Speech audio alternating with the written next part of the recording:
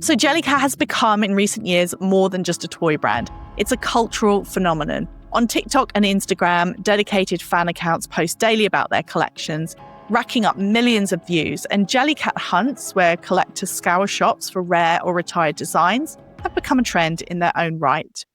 One of the biggest drivers of this viral moment has been the Jellycat pop-ups. These aren't just a place to buy a plush toy, they're full-blown experiences. They started in late 2023 in New York, where Jellycat partnered with FAO Schwartz to launch the Jellycat Diner, where customers could order a plush burger or milkshake and watch staff perform a playful cooking routine before serving the toy on a tray.